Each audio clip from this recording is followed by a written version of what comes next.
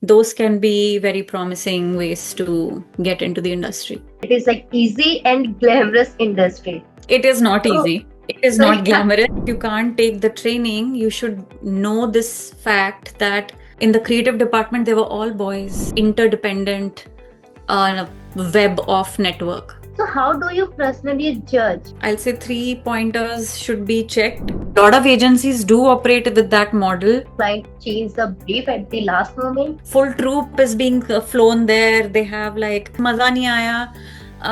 Maybe you get to work with film stars or brand ambassadors. Your ego, your identity. An idea will work or not. The reality is they treat you as a kid. Early on, don't dive full on into freelancing. So that's how they make that decision. They will grill you on that during interview. Advertising industry जितनी खूबसूरत industry है, इसमें entry करना उतना ही difficult. So if you are someone who wants to enter into this industry और जो already work कर रहा है, please don't miss this podcast at any cost. Trust me, आपकी 90% प्रॉब्लम का सोल्यूशन आपको इसी से मिल जाएगा. Plus I have special surprise for my audience, so stay tuned till the end. From the understanding how advertising agencies really work to how to create amazing campaigns for brands, today we have discussed everything in detail with our guest Nikita Goswami, an award-winning creative director. She has worked as creative controller, art director, creative director with top agencies like Ogilvy, Leo Burnett, Harris and so on. And she has also created wonderful campaigns for brands like Dove, Cadbury Silk, State Bank of India, Vodafone, and so on. Apart from that, she has also mentored many aspiring creatives to stepping into this industry. So now let's understand what it really takes to grow and survive in this industry with Nikita Goswami. Hey Nikita, welcome to our Make It Happen podcast. So first of all, I would like to thank you for joining us today. Thanks for having me, Anisha. A very interesting initiative. So before we dive into like everything, I would like to know like how did advertising happen for you? So I think that decision happened in school. I am a commerce with maths student, and I wanted to continue with art, but I had to let go of art because I had chosen this stream. And something didn't feel right. Although in my mind I was planning to do BCA and MCA, something in me said, no, I should pursue art and I should inquire more about careers with art. So I found out this professor, retired professor, who taught at advertising Fine Art College, Delhi College of Art. It's the oldest college started by contemporary painters of India. So he told me that after doing applied art, you can go and become a creative director. And he told me a bit about advertising. His daughter was in this industry. So I was like, okay, what do I have to do to enter? So there are entrance exams, there are 3 rounds, you have to draw and get into the college. And slowly, as I was learning fine art, I realized that, okay, advertising is something I should zero down on. And what was most lucrative was it's a profession in which you can, talk to a very large audience and influence a very large audience. So in my head, that comes with a lot of responsibility, and it's very exciting. Like, what change at a community level can you make through advertising if the opportunity comes to you? So that was where my passion was, and I followed it, and it has been a very interesting journey since. Yeah, I have gone through like LinkedIn profile and I have noticed like you have had diverse journey experiences. Yeah, you have, right? Yeah. Yeah, you have worked as like creative controller, art director, and now you are like independent creative director, right? Yeah. So I've worked in Delhi. I've worked with Bangalore in Byju's and Fresh to Home, brand side, advertising agencies. And yeah, now I'm doing freelancing. So yeah. And you even like worked as a education mentor, right? Yes, I have given lecture and taught ethical advertising online and offline.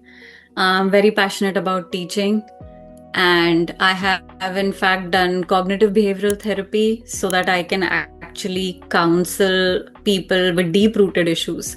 Because I feel even in advertising, a lot of it is not just whether you are creative or not. I feel everyone is creative, but there are blocks, and some blocks are very deep. Okay, so now let's move toward our first segment. थोड़ी सी जान पहचान हो जाए. I think we have already done this, Yeah. but let's move. Okay, so you have worked with like reputed agencies like Ogilvy, Leo Burnett, McCann, and you know like many people want to work with these agencies, but they don't come with like creative background. So how challenging is it for them to break into agencies like this? See, I will always say and hold formal training in high regard, but I do understand for a lot of people there aren't enough resources, be it time to dedicate to studying advertising or uh, having these exorbitant fees that these colleges ask for. So, if you can afford, if you have the resources, you should go for a formal training. I did mine at MICA, and they have a special advertising course where they teach art direction and crafting creative communication. That's the course name, CCC 19. I'm batch 19. So I advocate for that. But if that's not possible, and that is the case with most of us, I feel one should have a good portfolio. That is your pitch deck. Whatever opportunities you want in brand side, advertising agency, mainline, digital, whatever opportunity you want, what similar portfolio can you share with them? So it's relevant. Your skill set is relevant to them. They can already tell by your portfolio how attuned you are to their landscape of working. So work on spec ads and create like a good portfolio. Be up to date with whatever is happening in advertising. We have a lot of channels that are doing that.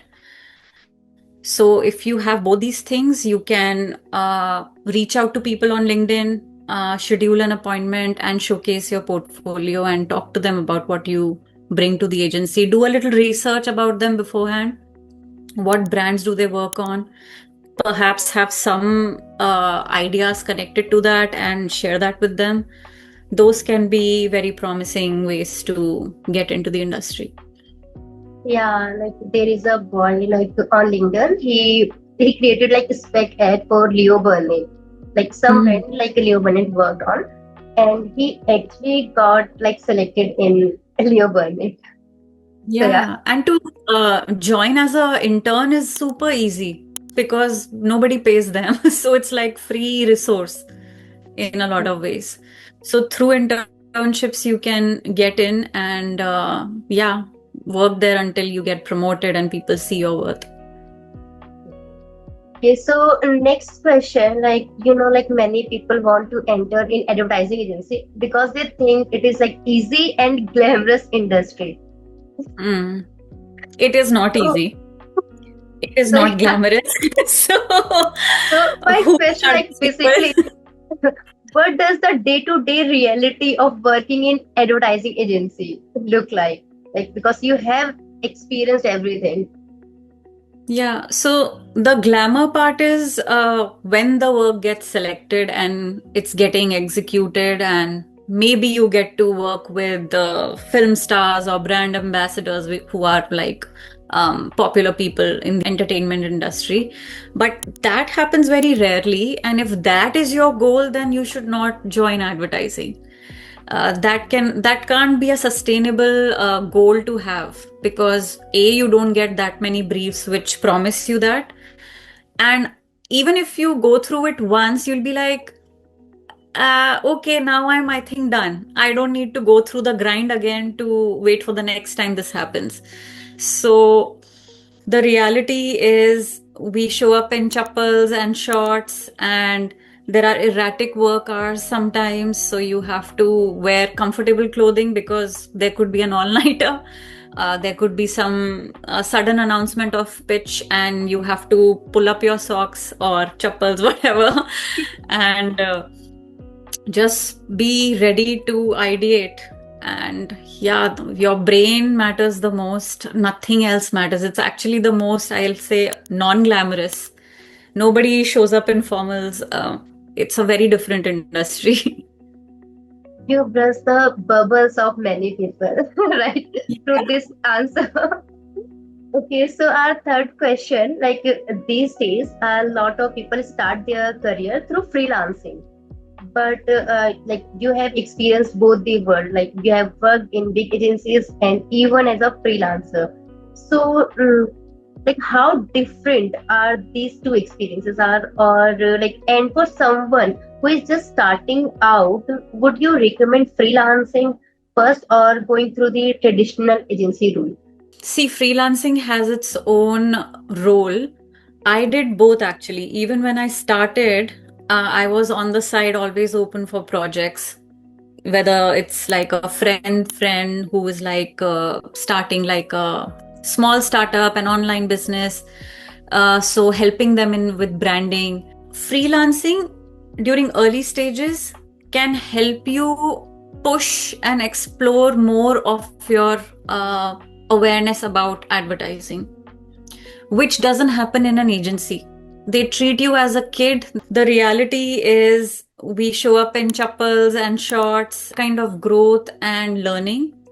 Early on, don't dive full on into freelancing. I will not advise that. You really need industry experience, at least 5 years, to understand that it's not just about craft. Right now, we are fully focused on how creative am I? How interesting is my headline? But advertising is much larger and interdependent web of network. You don't get to decide what to write. So you have to understand how the different departments are interconnected, how they collaborate and work together, who plays what part in the ad that you're making. That comes in within 5 years, 6 years of working in an agency, brand side, wherever. And then you can be mature enough to make that decision that, okay, this thing about working in an agency I don't like, and maybe freelancing is for me. So even right now, I'm not full on made up my mind that, okay, I'm only going to be independent. If an opportunity comes which is better than what I'm having right now, I can take up that opportunity. So it truly depends what is your goal. If you want autonomy in working, but for autonomy, before autonomy, you need to have skill set. If skill set isn't developed, because advertising, even copywriting has so many streams. Which industry do you like working for? What is your niche? What kind of, do you like humor? Do you like dark humor? Do you like service industry? So many questions you need to find out, and freelancing will narrow your opportunities, your exposure. So you will take a lot of time to make that decision. Okay, what is my niche? What do I like? In advertising agency, you'll have 3 different brands from different industries, and you get exposure on that. Even if you have colleagues who have different brands, you talk to them and you see the work in the agency and you learn a lot. Initially, don't blindly jump in for freelancing because you get 2-3 opportunities and it's easy money and you get carried away with that. Don't do that. You have addressed this question so well. I mean, like, really, you really addressed this well. Okay, so like our fourth question, as I already mentioned, like you have had like diverse journey experience. So my question, like, was that transition challenging, or did it like happen quite naturally at your like career progress? It wasn't smooth at all, because a lot of roles I realized that I joined and I already outgrew it within months. Within months. So it was getting very frustrating because I have not spent enough time in a particular place. What would other people think? I'm shifting the place very quickly. But interestingly, when you have a good reason, my reason was always growth. And initially, you are given a lot of grace by the industry to make quick jumps, but they will grill you on that during interview. Why are you leaving?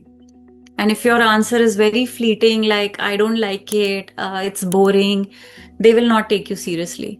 So if you feel this is not the place for you, this is not the culture for you, I mostly struggled with culture initially. For example, there was an agency in the creative department, they were all boys. Yeah. And although I didn't mind it, because just because they are boys, why should I mind it? But working, then slowly I realized that it is a problem, because they have like a boys club, they are going outside smoking, and I don't smoke, so I'm left behind, and God knows what they have talked about. So it felt very strange, and the brands were also very Why? masculine kind of brands. So it was like a weird environment to be in. Not much growth, just gossip, chit chat, and not much creativity.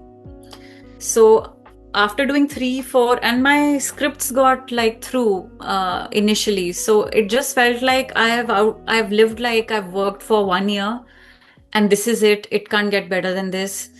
So transitioning from one agency to another is always nerve-wracking.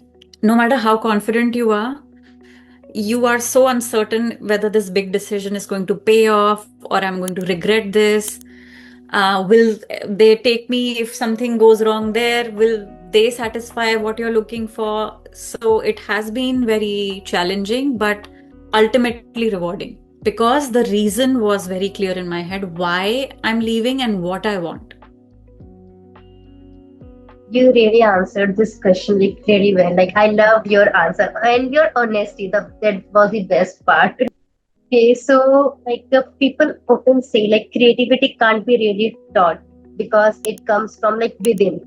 So since you have mentored like students, so have you ever come across with a student who is not creative at all in real life, like who is not creative at all? So how did you help them to unlock their creativity skill? So, my belief is that no one is not creative. We are all born creative. Look at a child, right? They are very creative. They're constantly trying to figure things out, Yeah. whether it's a toy or whatever. What happens is, after being born, how you're raised, how you're parented, what's your childhood like, that sort of deconditions you to tap into that innate curiosity and creativity.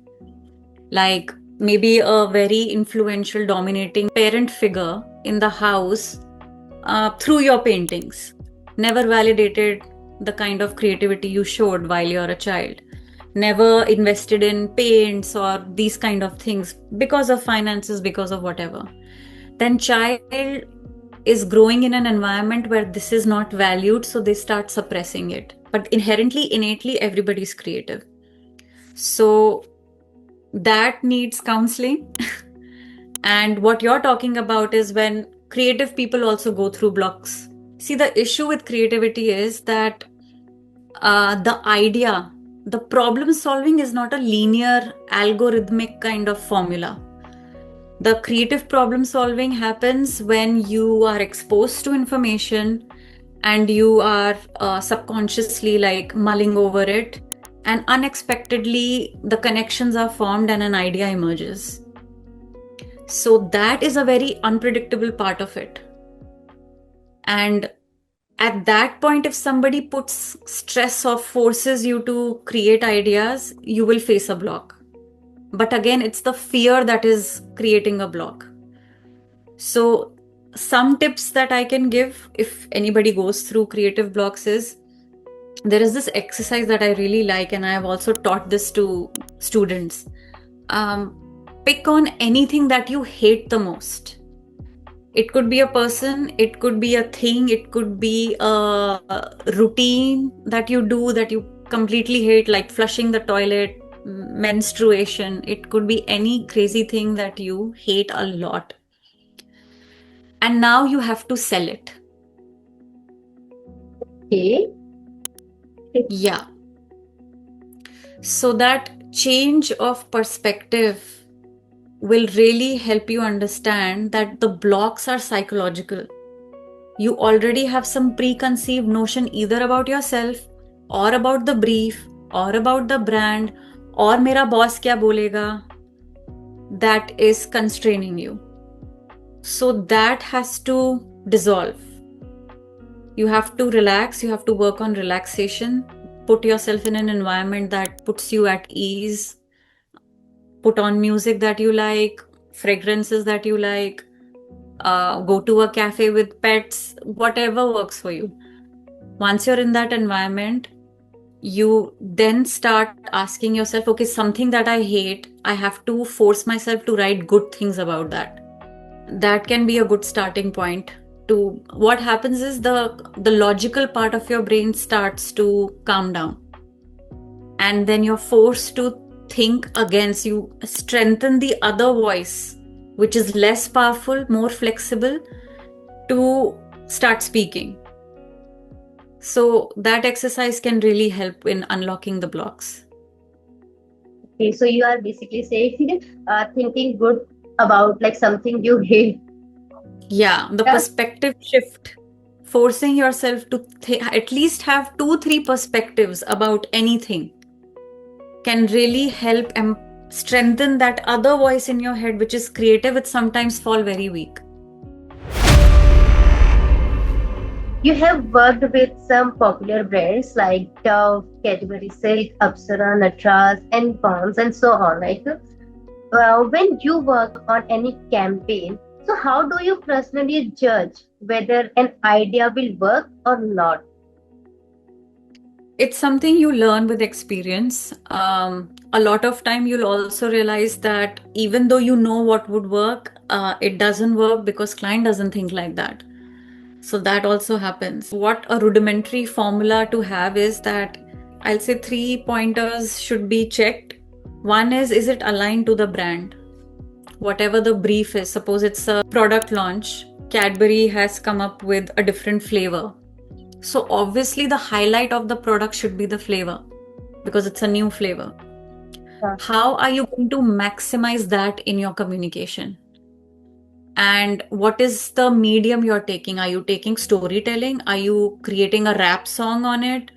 Are you piggybacking on some famous topical meme or a viral social media reel that is happening, a trend that is happening? It should be relatable, based on some human insight. It should be aligned to the brand. And yeah, I think these two are very fundamental things. Rest will depend on what the client thinks, their feedback. Sometimes while this to and fro is happening, they change the brief. So that also happens. So it's there is no hard formula for it, but yes, there is a template. These 2 points has to be there in everything you do, every time. Has it ever happened to you, like client changed the brief at the last moment? 6 months, the brief kept changing. And this is the Cadbury brief that I'm talking about. They had launched 3 new flavors. And initially they said the budget is very less. And mostly the reason for rejection of a candidate, rejection of an idea, change of a brief, most of these unexpected things are, the reason is the budget, it's the money. So earlier they thought they had no money. Then they got invested in a musical route that we suggested. And the musical route they loved so much that suddenly there was budget. So that whole process of pushing ideas that were interesting and helping them open their pocket took 6 months. And then finally it was shot in Bangkok and full troop is being flown there. They have so suddenly all the money in the world was available. So I just wanted to ask, like, have you ever felt like working on any campaign or on anything, like you are not creative enough? Like, even you have worked or you have created so many like big campaigns. No, actually, because creativity is very subjective, and you would never take an idea which you yourself are half hearted about. People know that their idea isn't that good. People inherently know. They might present it because they have to present something.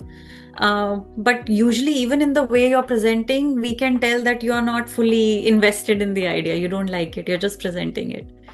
So, I have only dealt with creative blocks. That's when I know, okay, I have to present something and it's not good, so I'm presenting it.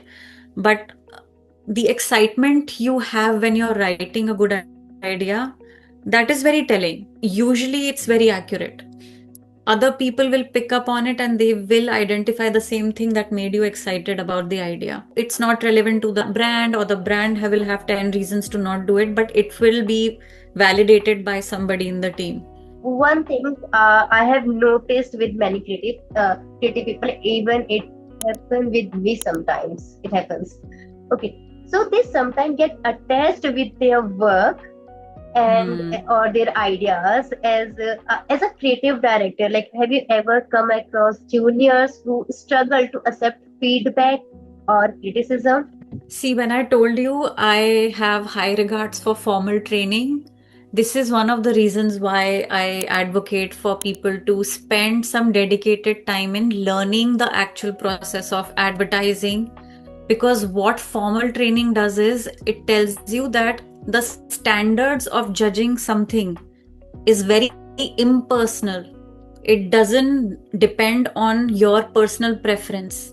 So, for a very simple example, I'll give you, suppose you're a designer and you haven't had formal training. So, you will do something like you will put magenta on something because you love magenta, and you will try to sell it. No, but this color is really nice. It makes you feel this, but that's not true. Yeah. And brand is maybe HSBC, which has no magenta in their brand color scheme or whatever. Or even if there is no brand color scheme, that is a very festive color. So who decides whether it's a festive color or it's a very nice, soothing color? That differentiation of your ego, your identity, your preferences has to be separate. And that's a very slow process. It only comes when you systematically do a learning in a safe space. So learning gives you a safe space to experiment, be curious, because you're not worrying about will this person like my idea, what is my worth. You're not looking for validation. You're simply focused on learning, being open, and it's a very egoless experience. Yeah, thank you. So if you can't take the training, you should know this fact that what you like, it's not about that. Once you're in an industry, you're a team and you're working for the brand. What does the brand want? What is the brand voice? What is the brand personality? In any other field, like we have some like checklist and we follow the checklist, just like you mentioned, like okay, it should be aligned with like brand identity or it should brand tone. So sometimes like even like your ideas checklisted like all the points, still like other people don't like your ideas. Sometimes it happens and they, so how do you deal that situation? So see, I didn't have to deal with that. I only had to deal with very resistant juniors. Only one time I had faced this, where juniors were just married to one thing because they didn't have any logic for it, right? We are not sitting here and saying, okay, it's between you and I hate pink and you like pink, so who wins? It's not that. So as a senior, you have to give a very logical, valid, constructive feedback. So many a times what happens is, if you are diligent, if you have all the checklist, everything checked, and still the idea is not working, and the senior says maza nahi aa raha, yeah, I don't like it, then you have every right to push back. at least ask for a reason which contributes to your growth. Okay, next round, what different should I do than this round so that you actually like the idea? So push back when you don't get clarity of why is this idea being rejected. So, like, if I'm 100% convinced for my idea, so like I should stand with my ideas sometimes. Yeah, you should push for your idea if you're convinced. But if you're getting a valid feedback, then don't push back. If you're not Yeah. getting a feedback, if your feedback, the feedback you're getting is maza nahi aaya, nahi, then you press on why. And if they're seeming too uninterested at the moment to answer, or there is a lot of meeting or ideas to go through, then find another private time with them and ask them, can you please tell me why this didn't work? Because I want to write more ideas, but I don't know what direction to take now. Okay, thank you for this tip. Okay, so our next question, like, in your experience, do brands always know exactly what they want from a campaign? No. No. Or is it sometimes agency's job to help them discover what they actually want? Yes, it is agency's job. Even as a freelancer, I just told one of the persons who reached out to me, they were starting as a freelancer, and they said that my experience has been that clients are telling me different things to do, and I am saying yes, and I'm still extremely anxious whether that is the correct approach or not. And I'm like, no, it's not a correct approach. Don't expect them to give you a defined brief. Agency, be it agency or a freelancer, if you're a creative person, that's your expertise, you always should approach the client as a collaborative person rather than, oh, you tell me what to do and I will execute it. A lot of agencies do operate with that model, and the result is the work is not creative. So don't work for agencies which have that model, because a lot of agencies follow that model. B, never expect the client to have clarity, because they don't know the creative process, the limitations and challenges and possibilities of creative process. What could work with the consumer, the creative person knows, and storytelling, crafting, designing. So brands usually know their part, which is the marketing part, what needs to be done, how much money we have, how much budget we have, which media channel can we buy. They have that very tactical, logical kind of expertise. You feel it could be made better, you should propose that in the meeting. Say the goal is sales. Yeah. Then the creative person can tell them, okay, even through this channel you can drive sales, even through that platform we can drive sales. If you open up a budget a little bit, you can do this too. So it's always a collaborative process, because the creative knows the execution challenges and opportunities much, much better than the client. Sometimes we see campaigns that win a lot of awards but don't drive sales. It happens. So since brands ultimately care about like business results, so how do agencies deal with this kind of situation? So that's very simple. Agencies usually have a separate budget. Agencies who, like, if they can charge higher margins, then they automatically over the year accrue enough budget for proactive ideas. They partner with clients who like the idea and they publish it. Okay. So next question, like in digital advertising agency, we can easily like measure impression and engagement, but when it comes to like on ground activation or like TVC ad, billboards, so how do brands measure the real impact? So there are different ways of doing that. For TVC, it's TRP, and we don't have to bother about that as creative people. So what I will tell you is, the brands who have money, the big brands, what they do is, sometimes when there is a film brief and say the agency has two very good scripts, and they are pushing for both. So the way the brand will narrow down which one to produce, sometimes they'll produce both. But the decision happens when Narromatics is tested. So they have study groups which are very closely resembling their target audience. So for example, Cadbury Silk, your target audience will be 18-year-old men and women. So they have two study groups, like how online we do A/B testing. We have two campaigns and we test them, which one is performing better. They call in a group of all girls and they'll call a group of mixed girls and boys, and they'll expose the same two ads to both, note down their feedback and the general consensus, and basis that they get informed कि okay, our TG is liking this better than that, and this part of the TVC is like has gotten more reactions than other TVC scripts or whatever. So that's how they make that decision, even before publishing the work. Okay, I was curious to know that question, but you answered well, and thank you so much. I was curious to know, like, Yeah. how, like, yeah, that was actually my question, my personal question.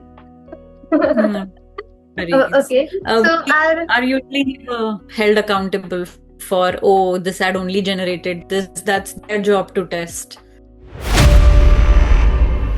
since tools like ChatGPT, Gemini, like so many, have become popular, so has your creative process changed in any way, or do you follow the same process?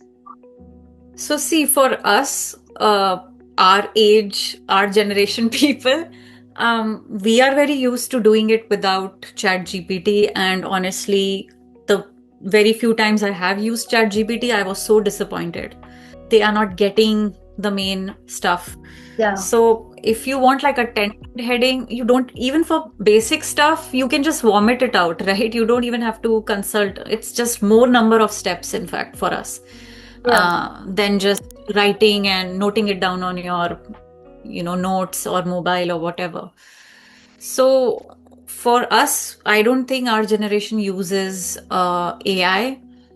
We are, in terms of art design, video editing, and all of that, we are slowly learning that way because things are shifting. Yeah. So it's only those art direction kind of skills can come in handy when budget is very, very tight. But workflow, work process is human. Even if you're using AI tools, you have to prompt AI what you want. For that, you need to have a clear vision.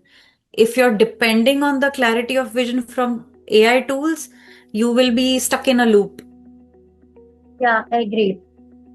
The human element and relatability, ChatGPT, they still don't.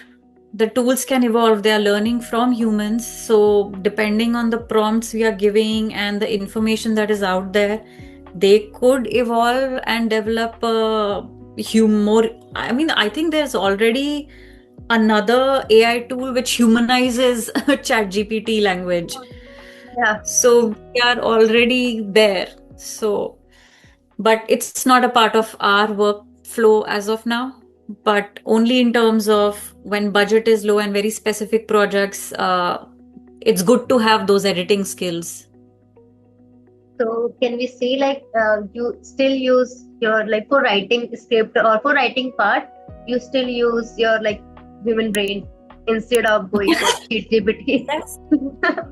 And I'm telling you, even with AI tools, if you don't have your human brain, because that is the supervisor of the AI tool.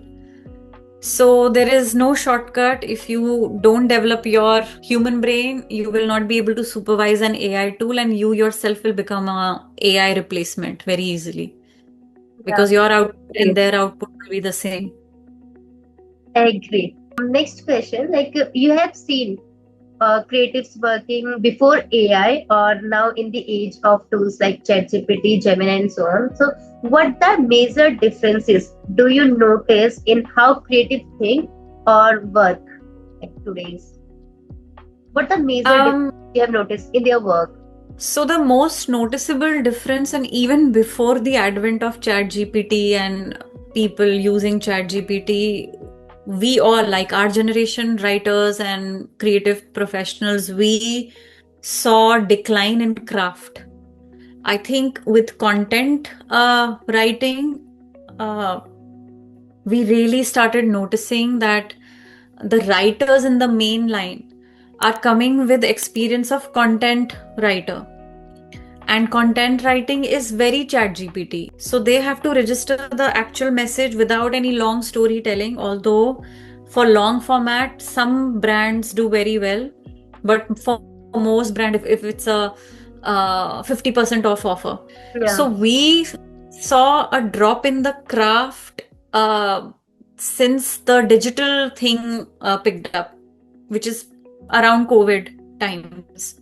Yeah. Since then we are not seeing, we are not attributing that to AI tools, because that time there was not enough AI tools, but just general lack of humanness and long format writing. And I think the reason for that is the younger generation writers, they're consuming second hand observation of human life through social media.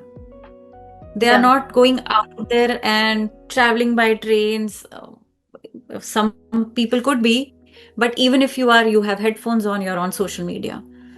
So that could be the major disconnect, that your first hand experience with actual life happening around you is not reflecting in the writing. And with AI tools now, it will become worse. Yeah, I have tried like ChatGPT, but I never try ChatGPT for ideas.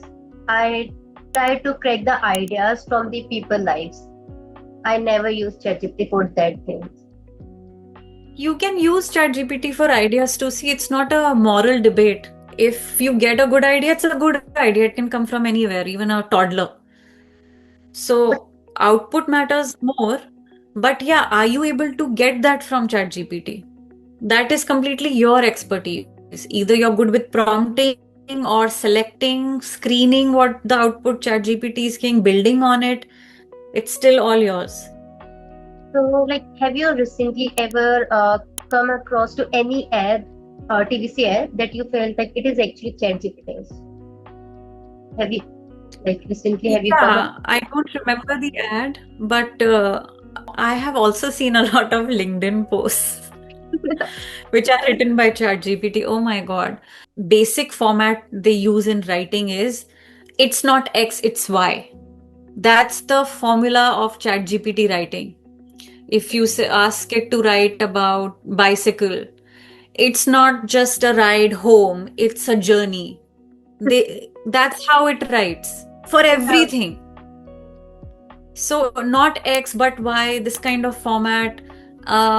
Sometimes this format is needed when when you're talking about a concept which is very overlapping and you want to create difference.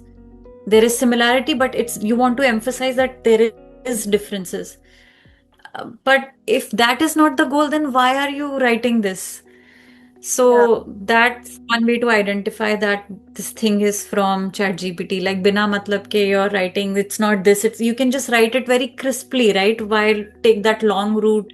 The style of writing, if it doesn't have a purpose, then you know it's AI or the person is a very bad writer. Okay, so do you think like because of ChatGPT or AI, like these generation are losing their like human emotion? Do you think? No, human emotion is much before AI. I told you, na, since the online advertising and social media happened, social media is very addictive. So if you're very young and you're using social media, you are perpetually missing out on life and your deductions of life, the curiosity about life, all that starts, and it's a very slow process. But when you write, we can see it. It reflects in your writing, how deep it is. So writing is becoming hollow and superficial and tactical way before ChatGPT. It has already started.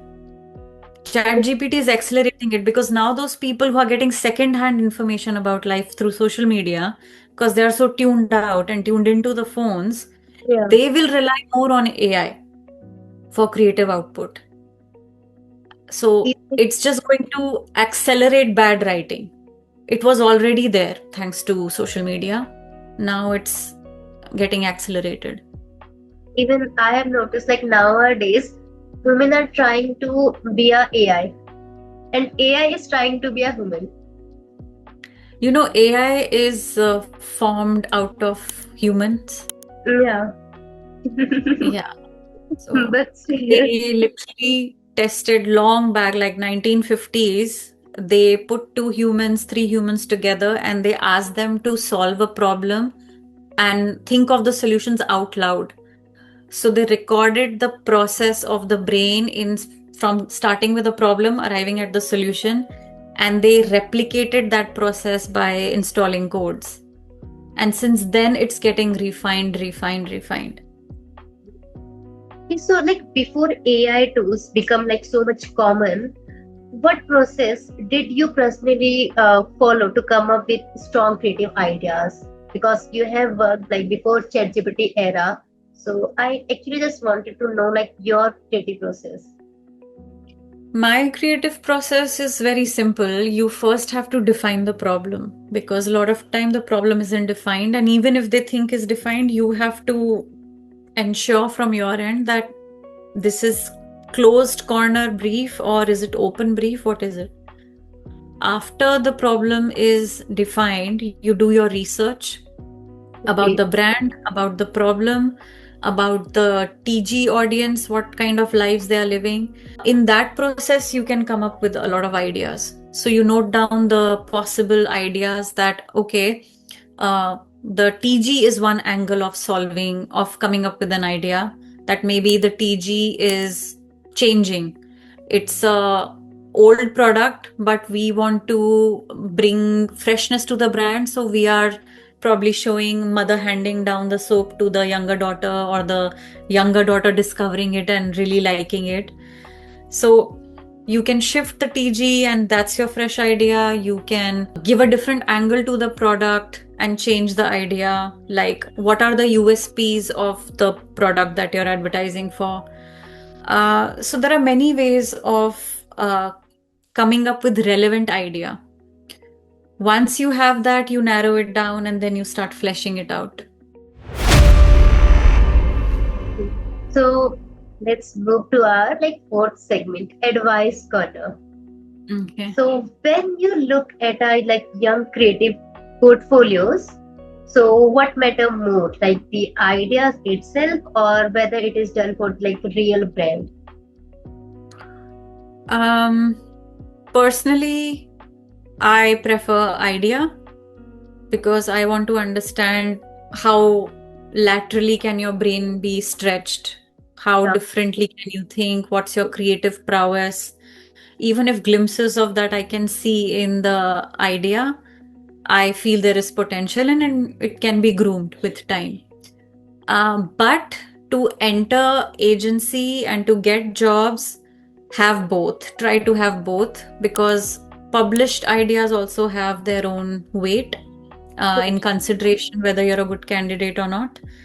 And have a separate portfolio where you're doing spec ads and you're doing your creative thing and showcasing that aspect. Okay, there is also one thing like some people actually believe like if they can speak and write like English well, so they consider themselves as a copywriter. Like they think they are a good copywriter just because they know English well. So do you think that is true? And if not, so what skill truly makes someone a strong copywriter?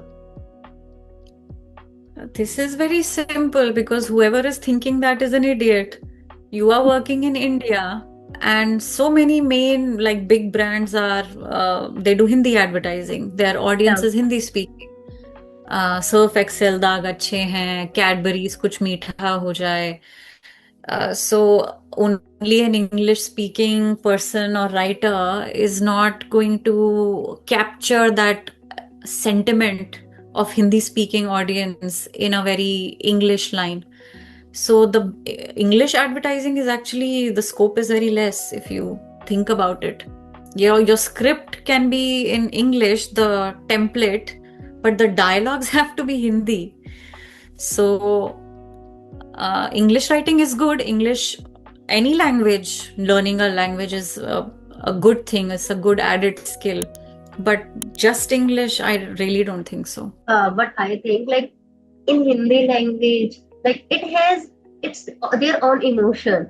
Like when we speak Hindi, like so many feelings attached with it. So many. Like when I am saying something in Hindi, so I feel so much with like so much deep. Like, Personal. yeah, personally.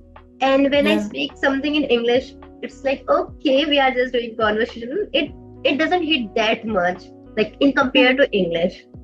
So, Yes. okay, And it's not about which language hits deeper. It's which language is your TG speaking. yeah, Advertising is not about personal preferences. So if yeah, you're TG English speaking, like wine brands and distilleries and all that, then Hindi will sound very desi. The audience won't relate to it. The audience will like, why should I pay a premium price for a brand that is talking to not me? And those moments, even if you are a Hindi speaking and you're drinking a expensive wine, you are in a different state of mind. It's English is very aspirational, it's very this that. So everything boils down to आपका client कौन है, वो क्या brand है, उसका TG क्या है, उसका personality क्या है brand का. You have to match that tone, that language. so we got this question from our audience. So first question, like when you're preparing to pitch, how do you figure out like whether a brand is even looking for a campaign? Like you are at Usually, your pitching speech. Yeah. so usually as a solo freelancer, especially a creative person, you usually don't reach out and ask a client what's happening or whatever. That's usually done by the client servicing people, or if you're part of like a platform where freelance work happens and there's already a servicing team there, it's their job to do research prior and then pitch with either have a chat with them and figure it out with the marketing people and figure it out what they're currently working with and whether they'd be open to hearing new ideas and connecting. No one will say no. It's free ideas. But if they say yes and the scale of the idea is more, then you need a team. So for one ad or one print ad, you don't go and pitch. If there is an opportunity, you apply or you email your work. It's ultimately the portfolio is your pitch deck. Okay, so like now you are an independent creative director. So how do you approach client? Or a I client like don't approach client, they approach me. And this is where having experience counts, because you build enough network and referral system that opportunity comes to you either through a friend and then you apply. But you get to know the opportunity through your circle. so like this question someone sent me on LinkedIn. AI is everywhere now. So do you see it as a threat to copywriter, or does it actually complement what we do? Neither. It's neither a threat nor it complements. It's just, it's a waste of time. Even if somebody puts a gun on your head and say only use AI output, Yeah. you would have to spend so much time refining, tweaking, making it better that you might as well not depend on it.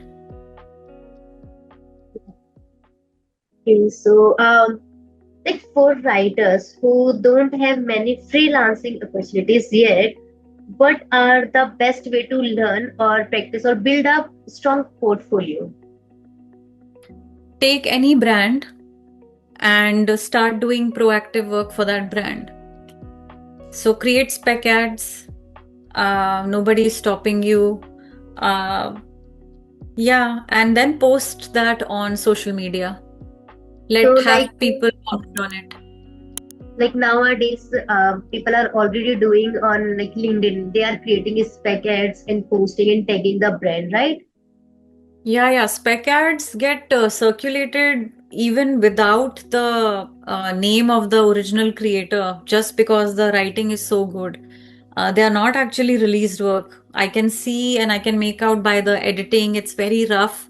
It looks like a copywriter has put together something just to showcase the headline, and it gets circulated by like big shots in the advertising space, even like international. Posting on social media is really good. Try to put your name on the creative for that reason, because online there are no ethics. People just take anything and run with it. Yeah, on LinkedIn, like there are lots of copy and paste. Yeah, Like yeah. it is common. Okay, Online, so whatever you share, if it's yours, put your watermark somewhere. thank you so much, Nikita, like for sharing your experience, your valuable insight, journey, like everything. And I'm damn sure, like our listener, they will definitely going to take away like so many from our conversation. I really hope so. And thank you so much for taking out time and doing this and helping the community. I think there are very few people who are doing that. So keep at it. And I hope your channel grows. Thank you so much. This podcast is built only for one purpose, to help you to break into the world of advertising and grow within it. So, if you have any doubt or queries, or you are feeling stuck, just drop your queries in the comment box and let our experts guide you. And now, time to reveal our big surprise.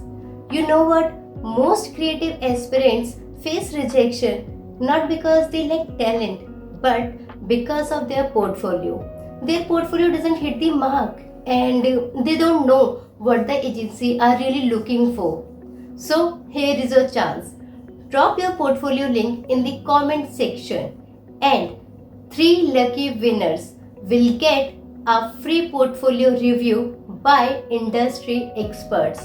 So don't miss this chance. And one more thing, आप हमारे show में किस guest को next देखना चाहते हैं, उनको या तो टैग करें या तो फिर उनका नाम कमेंट सेक्शन में ड्रॉप करें. I will try my best to invite that person here. You know what? Every person needs motivation. तो जब आप सब्सक्राइब करते हैं, लाइक करते हैं, कमेंट करते हैं, तो it motivates me to do my best. So please keep liking, commenting and sharing, especially with someone who is trying to enter into the world of advertising. Maybe a single video उसकी life change कर दे. Who knows?